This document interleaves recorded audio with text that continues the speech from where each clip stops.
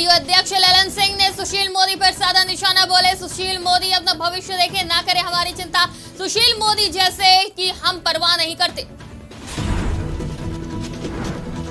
चिराग पासवान ने नीतीश कुमार पर साधा निशाना, कहा नीति आयोग की बैठक में शामिल नहीं हुए सीएम, नीतीश कुमार को बिहारियों की चिंता नहीं। नीति आयोग की बैठक से नीतीश ने बनाई दूरी, जेडीयू ने बैठक में शामिल न होने पर पेश की सफाई, कहा केंद्र सरकार ने बिहार के साथ कभी नहीं किया इंसाफ। सांसद ने किया सेंट्रल लैब का उद्घाटन, सदर अस्पताल को मिली सेंट्रल लैब की सौगात, मरीजों को मिलेगी जांच की सुविधाएं। नमस्कार, आज की खबरों में आपका स्वागत है। मैं हूं आपके साथ शिखा मेहरोत्रा। शुरुआत करते हैं बिहार झारखंड खबरों की। जमशेदपुर के घाघडी सेंट्रल जेल में बिजली और पानी की समस्या का बोलबाला है। इस समस्या से निजात दिलाने के लिए आम आदमी ने मोर्चा खोल दिया है। मौजूदा समय में घाघडी सेंट्रल जेल में 2000 कैदी है, जिसमें महिला और बच्चे भी शामिल हैं। जेल की समस्या को देखते हुए आम आदमी ने उपायुक्त कार्यालय तक पैदल मार्च की। कार्यालय पहुंचकर उपायुक्त को एक ज्ञापन सौंपा, साथ ही तत्काल समस्याओं को दूर करने की मांग की। बस्ती का काम करने के लिए बहुत नेता, अभिनेता, कलाकार हैं, लेकिन 6 महीना जेल में रहने के बाद जो अपनी माँ और बहनें, छोटे छोटे बच्चों को जो मैंने तकलीफ देखी है, वो नाकाबिले बर्दाश्त है भाई। हम आप एसी में रहते हैं, कूलर में रहते हैं, पंखे में रहते हैं, हाँ, वहाँ 5 बजे शाम से सुबह 5 साढ़े 5 बजे तक बंदी हो जाता है, और जब लाइट कटती है तो नर्क से बदतर हालत होता है, माने जहन्नम महसूस होता है। उसकी तकलीफ बर्दाश्त करने के लिए आज मैं पैदल चला हूँ, लेकिन मैं खुद पेशेंट हूँ। आज सुबह ही 300 शुगर था, बीपी है, लेकिन तकलीफ दूसरे की तब आपको एहसास होगी जब आप खुद उस तकलीफ को अपने अंदर साबित कीजिएगा, अपने अंदर सुकून कीजिएगा। जमशेदपुर में आरंभ संस्था की तरफ से रक्तदान शिविर का आयोजन किया गया, जिसमें संस्था के सदस्यों के साथ ही अन्य लोगों ने रक्तदान किया। आरंभ संस्था अध्यक्ष मयंक प्रताप सिंह ने बताया कि संस्था की तरफ से पिछले 3 सालों से लगातार रक्तदान शिविर का आयोजन किया जा रहा है। आज भी उसी के तहत भालूबासा स्थित कार्यालय में शिविर का आयोजन किया गया, जिसमें करीब 100 यूनिट रक्त लोगों ने दान किया है, जिसे जरूरतमंदों को दिया जाएगा। सामाजिक जितना भी परेशानी है लोगों का, उसे दूर करने के पुरजोर कोशिश करते हैं पूरी टीम के द्वारा। हमारी टीम में करीब 100 एक्टिव वॉलंटियर्स अभी है, और हम लोग जैसे कहीं पर राशन की किसी को ज़रूरत है, कहीं शादी वगैरह में किसी को परेशानी है, इस तरह का कार्यक्रम हमेशा ही होता रहता है। जमशेदपुर शहर के साक्षी इलाके में एक बार फिर जमशेदपुर अक्षेस ने दबिश दी, जहां बड़ी बड़ी व्यावसायिक बिल्डिंगों के पार्किंग स्थलों का इस्तेमाल व्यावसायिक गतिविधियों के लिए किया जा रहा था, जिसे बुलडोजर से ध्वस्त कर दिया गया। गौरतलब है कि विगत दिनों जमशेदपुर के साक्षी इलाके में 45 बिल्डिंग मालिकों को पार्किंग स्थल का इस्तेमाल पार्किंग के लिए करवाए जाने में संबंधित नोटिस जारी किया गया था, जिसमें अब तक केवल 15 ही ऐसे लोग हैं जिन्होंने इस निर्देश को मानते हुए वहां संचालित हो रहे व्यावसायिक गतिविधि को बंद कर पार्किंग निर्माण का कार्य शुरू कर दिया है। लेकिन अभी भी तमाम ऐसे बिल्डिंग मालिक हैं जिन्होंने नोटिस पर अमल नहीं किया, जिसको लेकर अक्षेस विभाग ने शनिवार को फिर से अभियान चलाया। जमशेदपुर शहर की लाइफलाइन खरकई और स्वर्ण रेखा नदी नाले में तब्दील होती जा रही है। वहीं दूसरी तरफ नदी का पानी पूरी तरह से काला और जहरीला हो गया है। नदी में शहर से लगभग 40 बड़े नाले और ड्रेनेज का पानी सीधे गिराया जा रहा है। वहीं जमशेदपुर पूर्वी के विधायक सरयू राय ने मामले का संज्ञान लेते हुए नदी घाट का निरीक्षण किया, जिसके बाद सरयू राय ने मामले को राज्य और केंद्र सरकार तक पहुंचाने की बात कही है। सरयू राय ने कहा कि 28 तारीख को एक अहम बैठक बुलाई गई है, जिसमें तीनों नगर निगम, उपायुक्त और स्थानीय विधायकों के साथ कंपनी और बड़ी संस्था के लोग भी मौजूद रहेंगे। इस बैठक में नदी को कैसे बचाया जाए उस पर चर्चा होगी और एक ठोस कदम उठाया जाएगा।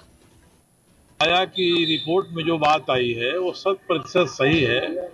खरकई नदी में तो प्रवाह ही नहीं है, जो नाला का पानी गिर रहा है वही नाला का पानी खरकई का पानी हो गया है।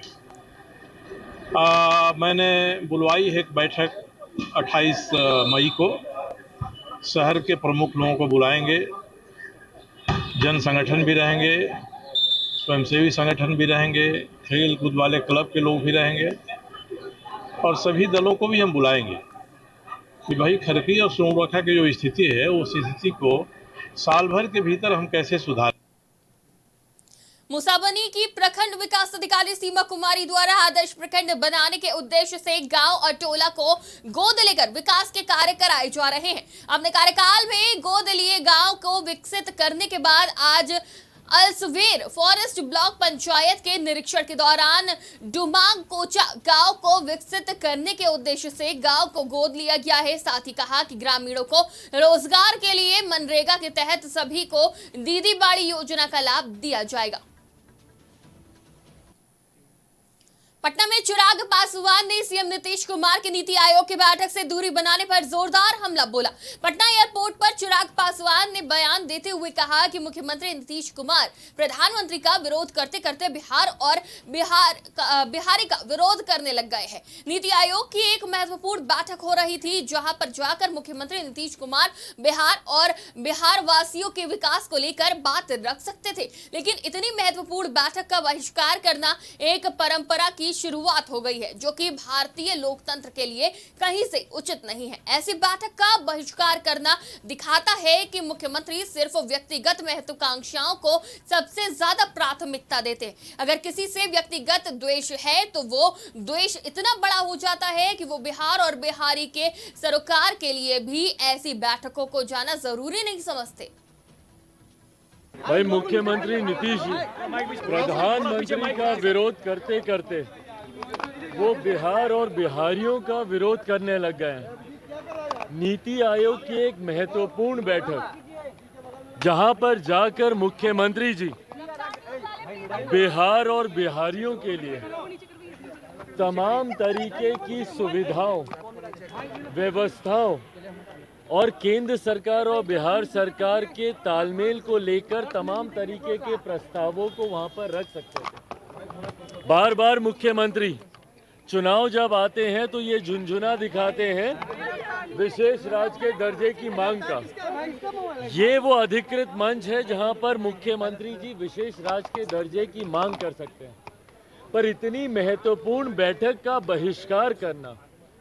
बहिष्कार करने की एक परंपरा शुरू हो गई।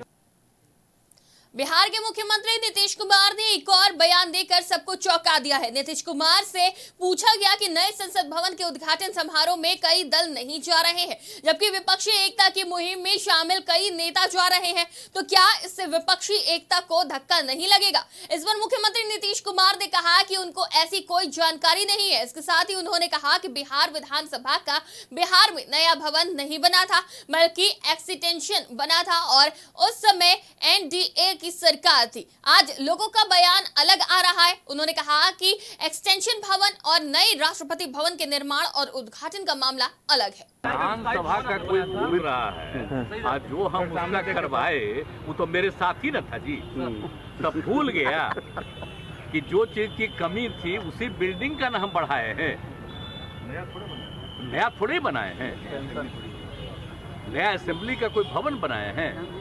हम लोग तो उसी का एक्सपेंशन किए हैं ना। आप जानते हैं कि जो भी कमेटी बनती थी उनको बैठने की जगह नहीं थी, तो सबका एक्सपेंशन करके सबके कब बैठने का जगह बनाए। तो कौन चीज कह रहा है भाई, साथ ही था। हम जो बनाए तो भूल गया है। अब भूल इसलिए गया है कि अभी जो लीडर है वो चाहते हैं सब चीज को बदल दो।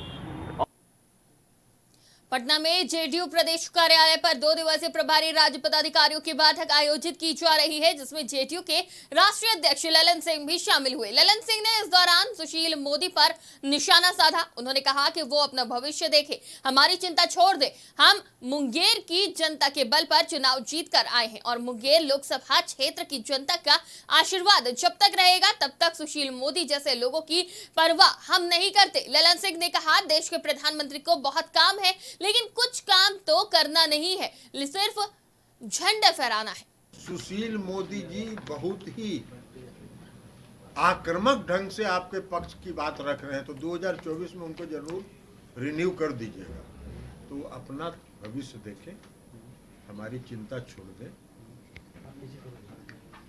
हम मुंगेर की जनता के बल पर चुनाव जीत के आए हैं और मुंगेर लोकसभा क्षेत्र की जनता का आशीर्वाद जब तक रहेगा तब तक सुशील मोदी जैसे लोग की परवाह हम नहीं करते। हाँ, इस्तीफा अगर देना है तो इस देश के प्रधानमंत्री को देना चाहिए, और इस देश के प्रधानमंत्री को इस देश के दलित समुदाय के लोगों से, इस देश के आदिवासी समुदाय के लोगों से और इस देश की महिला से क्षमा मांगना चाहिए अगर वो इस्तीफा नहीं देना चाहते। बिहार में पूर्ण शराबबंदी के बावजूद भी यूपी से शराब की तस्करी धड़ल्ले से हो रही है। साथ ही बॉर्डर पर पुलिस अक्सर शराब के नशे में लोगों को पकड़ती है। इसी कड़ी में गोपालगंज पुलिस ने वाहन चेकिंग के दौरान जेडीयू के प्रदेश सचिव संजय चौहान को नशे की हालत में गिरफ्तार किया। बता दें कि जेडीयू प्रदेश सचिव संजय चौहान गोपालगंज के पूर्व जिला अध्यक्ष भी रह चुके हैं। जेडीयू नेता को नशे की हालत में गिरफ्तारी को लेकर जहां सियासत तेज हो गई है, तो वहीं विपक्ष ने नीतीश सरकार पर हमला भी बोला है। भाजपा के पूर्व मंत्री सह पूर्व सांसद जनक राम ने नीतीश सरकार पर हमला बोलते हुए कहा कि इस सरकार में शराबबंदी पूरी तरह से फेल है। उन्हीं के लोग शराब पी रहे हैं और बेच भी रहे हैं। बिहार बीजेपी के प्रदेश अध्यक्ष सम्राट चौधरी ने मुख्यमंत्री नीतीश कुमार पर जमकर निशाना साधा। सम्राट चौधरी ने आरोप लगाते हुए कहा कि नीतीश कुमार देश भर में घूम घूमकर विपक्ष के नेताओं से मिलकर अपील करते हैं कि सरकारी बैठकों का बहिष्कार करें। नीतीश कुमार ने जयंती का बहाना बनाकर नीति आयोग की बैठक में शामिल नहीं हुए। सीएम कार्यक्रम के बाद भी दिल्ली जा सकते थे। वहीं पटना में बनवाए गए म्यूजियम को लेकर पटना हाईकोर्ट ने टिप्पणी करते हुए इसे फिजूल खर्च करार दिया है। न्यायालय ने अगर इसे सही नहीं कहा तो नीतीश कुमार पर कार्रवाई होनी चाहिए। नीतीश कुमार सिर्फ स्क्रिप्ट के हिसाब से बात करते हैं, वो पर्ची लेकर घूमते हैं क्योंकि उनकी याददाश्त कमजोर है। इस तरह के कई आरोप भी लगाए। नीति आयोग में इनके प्रतिनिधि भी जाते रहे और ये स्वयं भी जाते रहे और ये कहते हैं ना कि हमारी चिंता नहीं है भारत की सरकार को, इसलिए हमारा है कि आपको जाना चाहिए। और आप यही गुटबाजी कर रहे थे क्या पूरा देश घूमकर कि सरकारी बैठकों से बहिष्कार करो? यही है नीतीश कुमार जी पर आरोप कि आप कोई राजनीतिक कार्य इस तरह करेंगे कि सरकारी कार्यक्रम से भी लोग बाहर चले जाए। दोहरी नीति इनकी बन गई है, इसलिए काम करना चाहिए, बिहार की चिंता करनी चाहिए। मैं ये आग्रह करना चाहता हूं। नेता प्रतिपक्ष विजय कुमार सिन्हा ने नीति आयोग की बैठक में मुख्यमंत्री नीतीश कुमार के नहीं जाने को लेकर जोरदार प्रहार किया। उन्होंने कहा कि मुख्यमंत्री नीतीश कुमार को इस बैठक में शामिल होना चाहिए, लेकिन उनके शामिल नहीं होने से बिहार के विकास में बाधा पहुंचेगी। विजय कुमार ने आगे कहा कि अगर मुख्यमंत्री नीतीश कुमार बैठक में शामिल होते तो बिहार के विकास के लिए जो जरूरी नीतियां हैं उस पर चर्चा होती, लेकिन नीतीश कुमार की मंशा बिहार का विकास करना नहीं है, इसलिए नीति आयोग की बैठक से दूरी बना रहे हैं। उन्होंने कहा कि मुख्यमंत्री नीतीश कुमार को प्रधानमंत्री नरेंद्र मोदी से दूरी नहीं बनानी चाहिए थी, क्योंकि यहाँ राजनीति नहीं बल्कि बिहार के विकास की बात थी। मुख्यमंत्री नीतीश कुमार को बिहार के विकास से कोई लेना देना नहीं है। माननीय मुख्यमंत्री जी, इतनी नफरत क्यों? नीति आयोग की बैठक में जाते, बिहार के हित में बात करते, देश के माननीय प्रधानमंत्री जी से नजर मिलाने में क्यों डर लगता है? क्यों लज्जा आती है? जनादेश का अपमान करने के कारण या बिहार की जनता के हित की सोच नहीं है? आपने नीति आयोग में हर बार जाने से इनकार कर रहे हैं। बिहार की जनता जानना चाहती है।